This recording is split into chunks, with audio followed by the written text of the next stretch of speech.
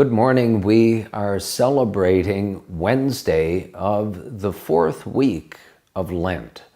And by way of a reminder, I would like to just go back to what we all participated in on that day on which Lent begins, Ash Wednesday.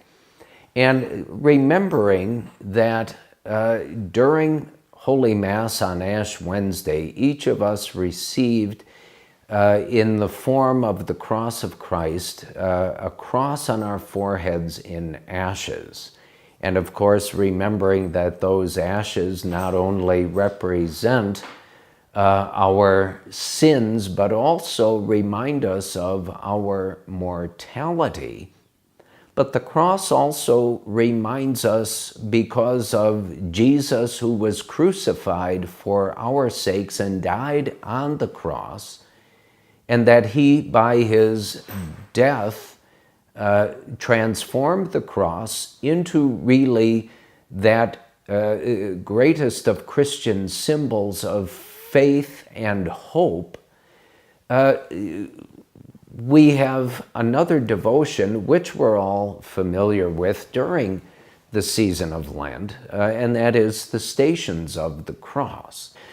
Always the Church associates the cross with which we are signed first in baptism and then make that sign of the cross so many and countless times during the course of our lives with what Jesus tells us we are to do if we wish to truly be associated and identified with him. And you and I recall it. It's most familiar what he says. Anyone who wishes to be my disciple must take up his cross daily and follow me. And one of the most beautiful ways we can do that, both in our prayer and in our action, is by making the Stations of the Cross.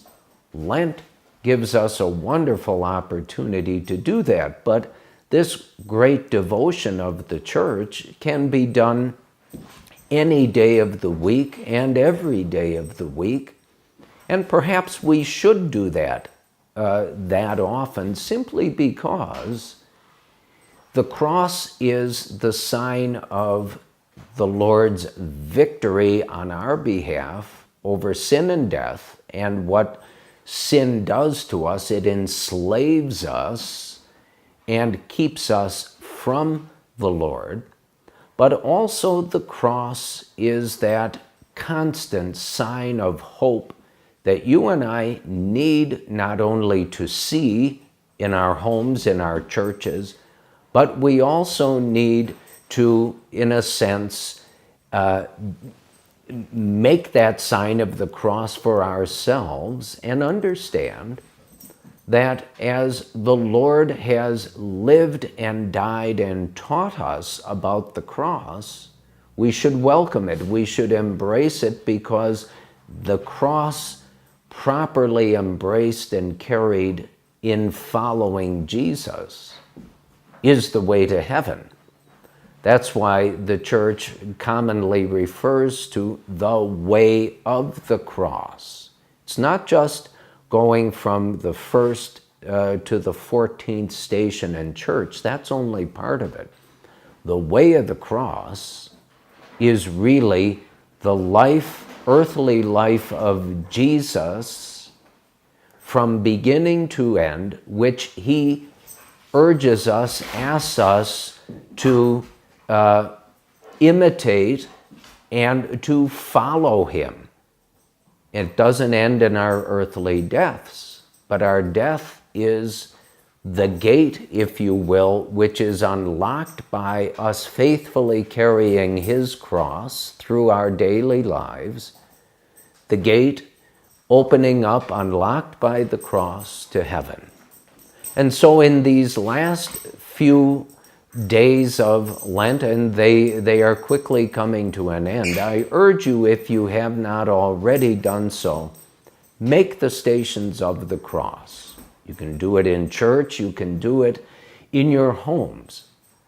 but please do it, because the way of the cross, in a very real sense, the Church tells us, is to be our way of life.